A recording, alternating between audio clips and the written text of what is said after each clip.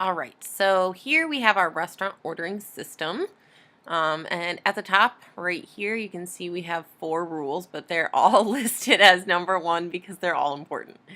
Okay, so there are only few exceptions, but virtually like any restaurant you go to, you can modify to eat in a healthy lifestyle.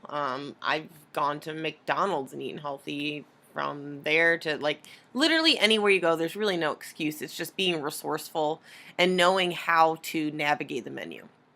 So, number 2 or number 1, you do not ever have to eat. So, if you have food waiting back for you at your hotel, or you already cooked your dinner for that night and your family wants to go out still, go out with them. Like, get a water or a Diet Coke or, like, a salad and put your own dressing on it. But just know that most of the time when someone asks you to go to dinner, it's just because they want your company. It's not so that, you can eliminate or, work against your goals.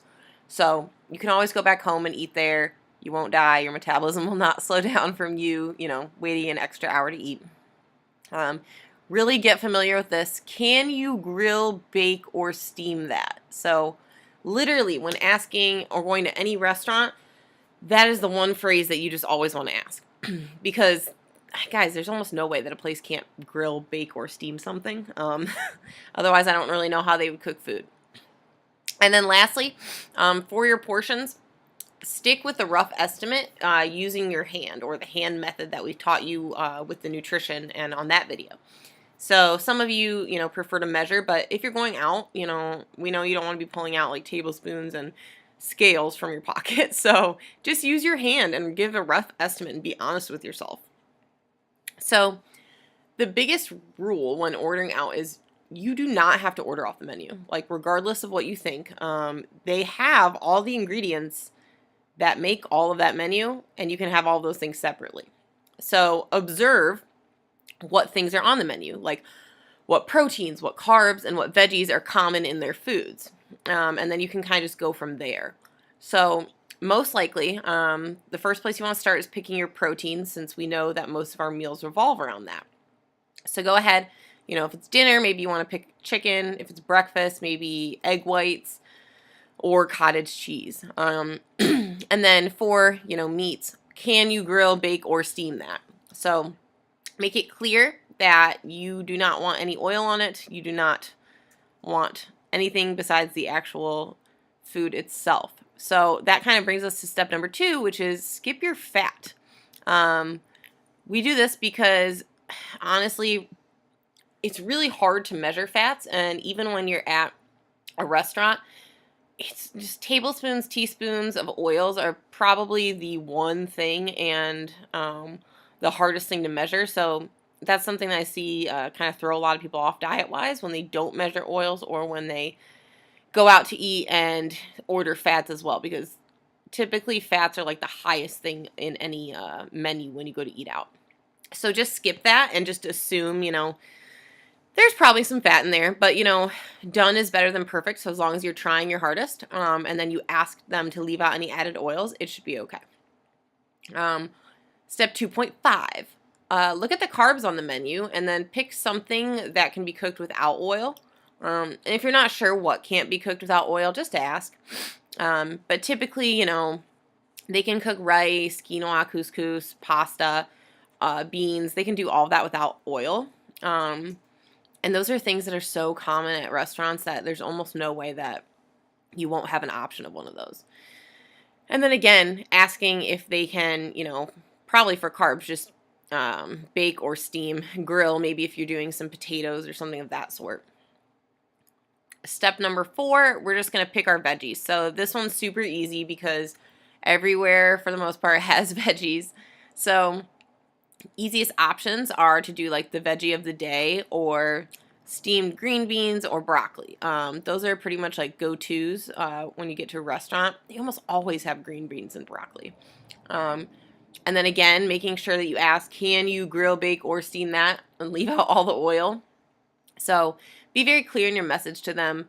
Even, I've gone to places when I feel like they're not taking me seriously, I tell them I'm allergic to oils. So you can always do that too. Aside from that, if you want to order like a salad, I will order a salad with no dressing. or I'll put some lemon juice on it, and then I'll ask for balsamic vinegar on the side. That's probably the easiest thing. That or like apple cider vinegar, red wine vinegar. Those are all approved. And then step number 5, skip dessert, appetizers, alcohol. Like I said, you're not there to eat food for people. You're there to keep them company. So dessert, that's obviously not going to be, included in a weight loss diet at this point in time because we haven't really gotten to the point of learning how to moderate ourselves. And then appetizers and alcohol.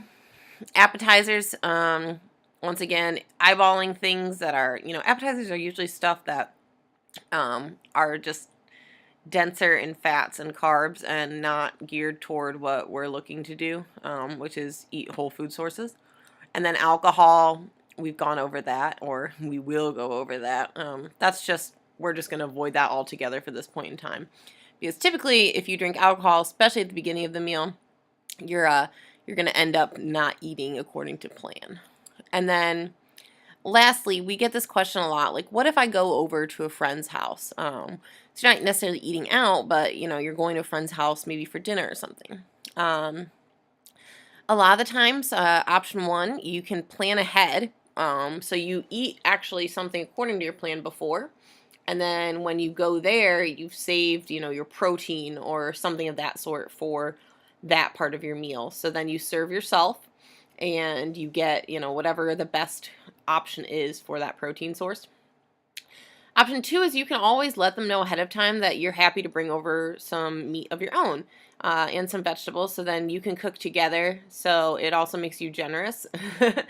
So a lot of people, I find, I don't even think I've ever had anyone turn me down when I've said that I would bring something of my own. And personally, when I was going through this journey myself, I didn't have a problem telling people, I'm trying to watch what I'm eating, and like it's just easier for me to cook as well, and I'm more than happy to make some for everybody else. And it's kind of cool because then you kind of you'll get a few people to hop on the weight loss train with you if you do that as well.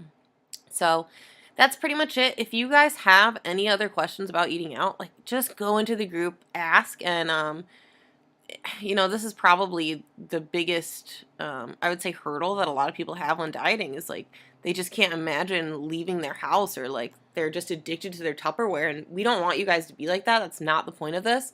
Like you already know, this is like letting you figure out what's going to work for the rest of your life. So try this and challenge yourself. Like maybe if you haven't gone out to eat in like 2 weeks, go out to eat and try this. Like you're not going to get good at it until you do it. So you've got to practice. I know that sounds lame, but honestly, that's what I did in the beginning. Like I was like, I'm scared to go out to eat. So I need to go out to eat, because if I'm scared, that means that it's a button for me. So I just tried to go once a week, and each time I went, it was uncomfortable, but I made the right decisions, and I tried to stick and align to my goals. And it's going to feel weird and like scary at first, but you can do it and you can still hit your goals doing it.